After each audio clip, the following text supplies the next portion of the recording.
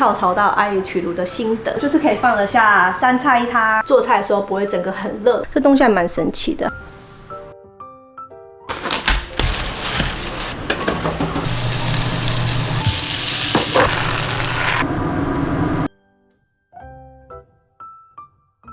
Hello， 大家好，我是卡莉。今天影片主题呢，是我从瓦斯炉跳槽到 IH 炉的心得。那顺便跟大家分享我们家装的机型还有品牌。那今天还有另外一个重点呢，就是卡仪的10月新品上市。那这一次的新品呢，其实是我私心跟团队建议的，就是我真的很想要这东西，而且市面上好像也比较少一点。一直以来我都有习惯用餐桌垫，那大家看到的餐桌垫比较常用的是像这种布的，然后各式各样的花样，但是它通常呢就是比较小一点，这是比较属于个人用的。那我们台湾人在做菜，可能就是挤菜啊、挤汤啊，盘子比较多一点的合菜。市面上买到的材质蛮多的，就是像这种有点像垫板材质的，然后不然就是这种布的。另外我还有用过矽胶的，比较不符合我使用，就是它的尺寸比较小一点。因此呢，我就跟团队建议呢，我要一个比较大一点的，你们看一下这个尺寸，就是可以放得下3菜1汤，并且它也非常好清洁，然后颜色柔和好看。不管你们家的盘子是纯白的还是有花样的，垫在上面都会很好看。后面是做防滑的，除了当餐桌垫呢，我也把它放在我的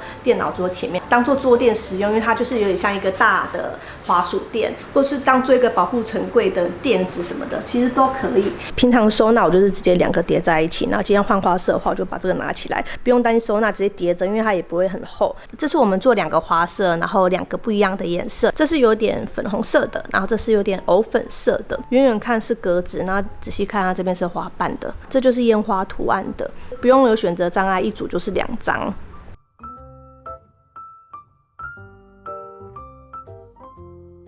一般做餐店的啊，其实没有厂商东西拿去送验，买我们卡仪商品，我们就要做到每样东西都是经过检验。那我们特别把我们的餐垫拿去送检，所以我们的餐垫的材质都是经过安全法规认证通过的，相关的证书我们都会放在官网给大家做查阅。这个非常大一张，符合我们台湾人会做合菜3菜1汤，也可以把它2张并在一起，它会做更大。那为什么要铺餐垫呢？第一就是保护我们桌子，它比较好清洁，菜啊掉到上面的话，我们用抹布擦一下就可以了。所以这个不用整张拿去洗，所以它这一张一直都是铺在我们的餐桌上面。既然它是一个餐桌垫，基本的隔热啊、防污啊都会有的。但是如果比较滚烫的，比如说铸铁锅，那一上来就非常烫的那种汤锅呢，我们建议还是铺一个这种比较有厚度的软垫，像菜盘啊那些就还好，你就是可以把它当做一个隔热垫使用。那我个人觉得这种材质其实蛮好清洁的。我以前用布的，菜汁掉进去就是脏了，你还要去手洗，然后还要去晾干的动作。这种矽胶材质的就比较容易粘东西，比如说一些灰尘啊，你久了放到桌上，摸起来沙沙的。所以这餐桌垫呢，帮我减轻了一些家事，就不用再去辛苦的清洁这种餐垫的东西，铺在你的桌面上，保护桌子，然后又很好看，然后有基本的隔热效果。接着跟大家分享我们家的 IH 炉。那我那时候装潢这个厨房，直接就是无悬念，我要换 IH 炉。品牌我没有做很多功课，据说白色面板的是国际牌，评价比较好。后来有粉丝推荐我加入脸书一个社团，就是 IH 炉的一些分享社团，里面有很多学姐们会分享她自己用的品牌，各种品牌都有。我目前用的这台是国际牌的，那型号就把它打在这里。刚好我们家锅子都是不挑炉具的，就是从我舅家用直火瓦斯炉跟这边用 IH 炉都是可以用的。像很多品牌锅子后面都会做感应片，卡仪的锅子后面也有做感应片。然后像这种没有做感应片的，它本身就能感应，比如说不锈钢锅啊、铸铁锅啊，像这种一点一点的都是它的感应片。这种烤盘也是有感应片。用 IH 炉还有一个优点，因为它不是明火，像这种带原木把手的锅子就会维持比较漂亮。这不算，这是我在旧家的时候就用的，然后就有被瓦斯炉的火烧到。然后这是我在新家才开箱，所以这木头把手就会比较漂亮一点。除了圆形的锅子，我自己也有试过拿珐琅锅或是不锈钢锅，里面装了食物之后直接加热，它同样可以感应得到。但是其实这东西它不是设计拿来当煮饭的工具，它是一个保存容器，如果有坏啊什么的，其实就要自己承受。那我发现方德它一样就是可以加热，因为它就是那个感应点，那这一点可能就会比直火加热的来着方便。IH 炉都是通过这感应片去产生热能，然后传达到整个锅子，所以感应片的大小稍微会影响到它加热的速度。我觉得加热速度最快就是不锈钢锅跟铸铁锅，这两个的加热速度我甚至觉得比直火的还快。有些人会好奇挑锅的问题，每个品牌挑锅的问题都不一样。通常锅具厂商都会建议你先空锅去感应看看它有没有反应，如果没有反应，表示不能使用，就可以赶紧联络退货。IH 不能使用就是无法感应的锅子，例如土锅，然后或者是像康宁的玻璃锅。那土锅也有一些厂商会在底部加感应片。那还有像中式有弧度的炒锅，没办法整个贴在炉面上，那也感应不来，就没办法使用。如果习惯大火快炒啊，习惯用中式的炒锅，就比较不适合用这种炉台。像这个感应片比较厚一点，它加热速度也会比较慢一些。目前就是这几个使用心得。那为什么我要换 IH 呢？第一就是整个大平面的它很好清洁，比较多平面可以让我架相机，做菜的时候不会整个很热。小厨房最推荐它会变成一个大平台，它没有一些勾勾缝缝的东西，可以让你暂时放下东西。IH 炉最大问题就是上面比较容易留污垢，看起来比较明显。那时候就有人推荐我去买这种 IH 炉的感应保护片，这东西还蛮神奇的，它后面是黑色的，它贴在上面呢，它就是可以透过这个感应，就可以保护我们的炉面这边比较不会容易受损。那我在社团看到人家分享，就这个地方比较容易烧黑，就是锅底可能有水分，你没有擦干净，直接上这边去加热，食物的油垢就容易粘在上面，比较不好清。就是锅底稍微用抹布擦一下，不要让它带着水分下去。同样瓦斯炉也是一样，最好不要带着水分下去烧。我在网络上有看到一个清洁方式，那我现在也想要实测一下。那我之前有用过科技泡棉，有把上面黄黄的污垢刷掉过，拿牙膏跟锡箔纸，然后刷，擦掉了因为刚刚抹布擦不掉，它其实就是附着在上面而已，把它擦掉，擦掉了。对，所以我觉得这个可有可无啦，因为也没有这么难清。都擦掉了。我们家选择的是 Panasonic 2口炉，它有黑色跟白色。那我们家是选择白色的，颜色跟台面比较不会这么突兀。那这个是吃220的电，所以如果你要装的话，事先规划好电。好，开关在这里，按一下。炉台是独立的开关，像比如说我现在按这边，它是自动是6，现在没有锅子在上面，所以它现在会跳。好，它就会开始感应，有那个声音。一开始会有这个声音，这2个炉同时开启，我们最多只能加到15。比如说这边是6，然后这边最多就可以开到9，不能两边都是同时开最大的。那有学姐分享，6其实就是一般瓦斯炉的大火了。这边打开之后，这边就可以加火力，从这边去操作，这边就可以控制时间。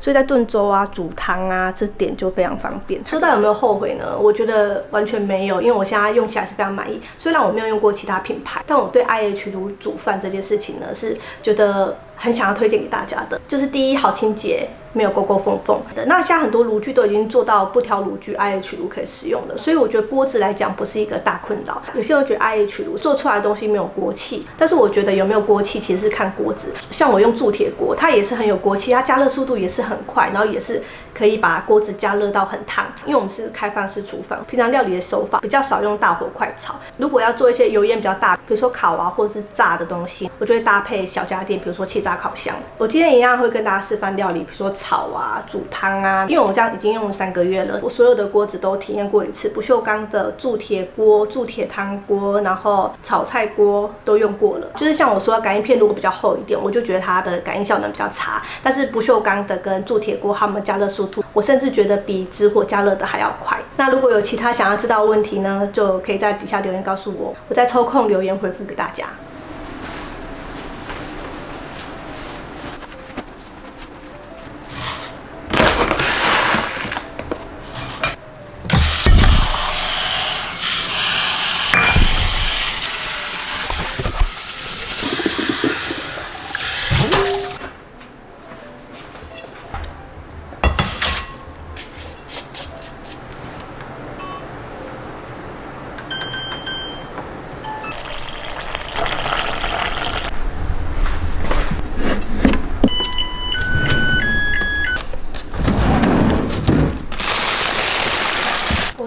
比较忙，没有去菜市场，我去全联买了青菜，然后这青菜不够炒成一大盘，所以我把青江菜跟 A 菜一起炒，反正都是绿色的。我这边有我昨天就煮好的冬瓜汤，里面的贡丸被我儿子吃完了，所以我待会会再加一点。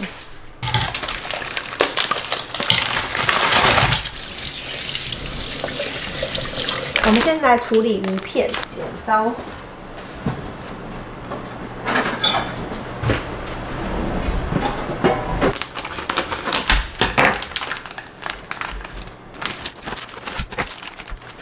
这个鱼片是无骨鲷鱼片，很适合小孩吃。然后我会把它片成一小块一小块的，切斜刀。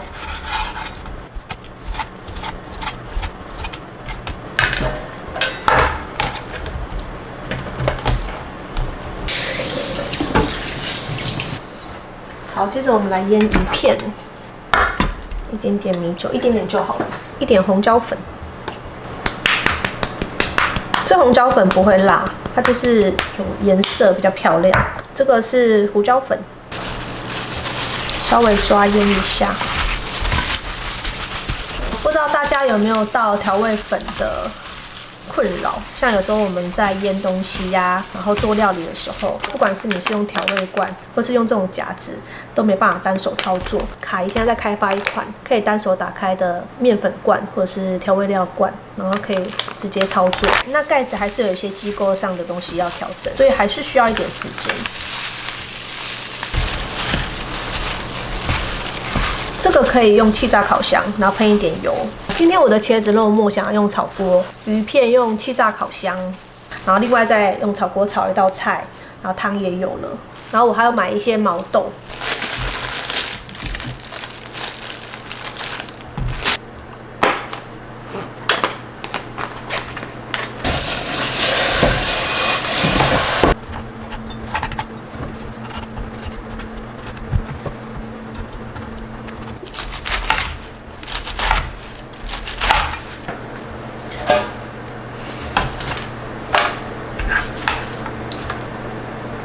先在底部喷一些油，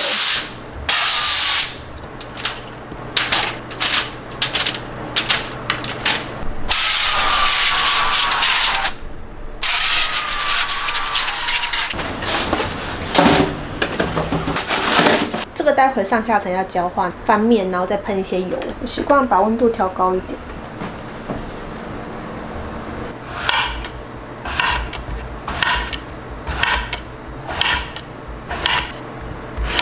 这茄子接触到空气，马上就会变色。我通常是要煮的时候才会切，如果担心它变色的话，可以在水里面加一点醋，它就不会变色。好烫！我昨天煎五花肉有留下一些猪油，刚好可以拿来利用。先来炒茄子肉末。家庭版的茄子肉末，我会准备辣豆瓣、酱油、米酒，还有蒜末。先加一点蒜末，好，火可以小一点，然后把肉末倒进来，快速炒散。那用 IH 炉，食物喷到外面来呀，都很好清洁，就比较不用担心，因为平常都维持得很干净。掉出来我会把它捡回去，继续炒。食物汁声音比较小，表示它整个已经降温，因为我食材下去，它的温度会降温，我就会再调高一点，就是跟瓦斯炉一样，只是它温度火候会比较精确一点。因为有时候你瓦斯炉大火、中火、小火，或是炉心火，你就会稍微要微调，会比较没办法抓。或 IH 炉的话，它是用数字的，你就会比较好掌控。这里面总会有个黑黑的，就是哦，这块黑黑的肉包什么？好，快速把它炒散。因为猪小肉会出蛮多油的，茄子下去就会吸油，不用担心这个油量。好，茄子下去，我想先炒一炒再来调味。好，那它这样稍微猪平煎一下。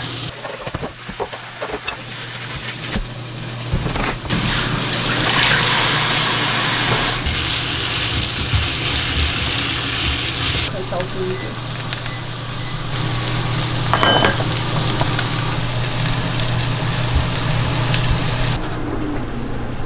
哇，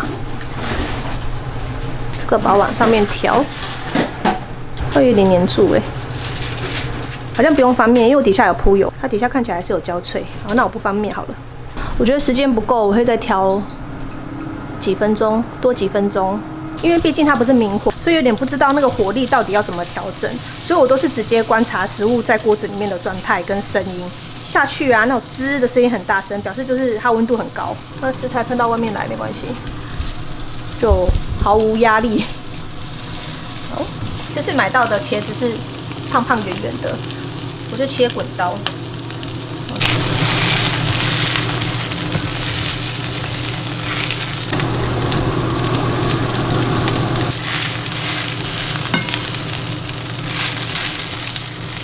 不知道是品种的关系还是怎样，还是我切太大块了，比较不好炒软，所以我用压的。好，接着我们加入一点点米酒，一点点就好了，因为猪肉还是会有点腥味。再来加豆瓣酱，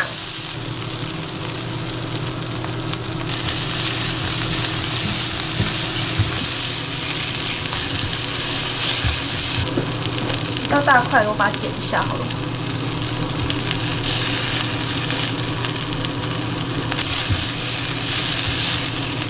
接着加一点酱油，上面有刻度，大概加5沫。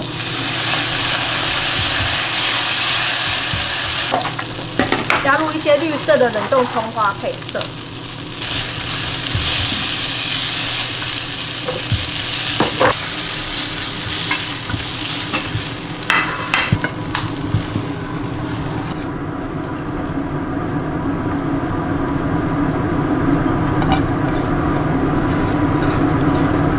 让我完成蒜油，稍微搅一下。然后我这边还有一些猪油，把它用掉好了。旁边会有一些肉末的香气，我会把它刮下来。非常的成功，这样子是很轻松。这盘菜就好了。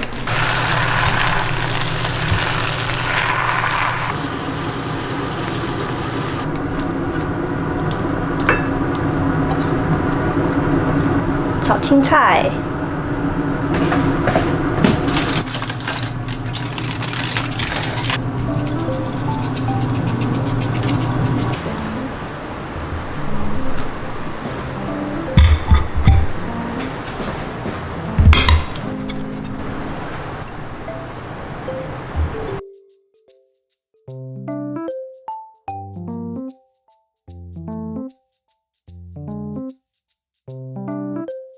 好，这个是煮完的样子，上面可能会有一些喷油啊，这平面的都很好擦。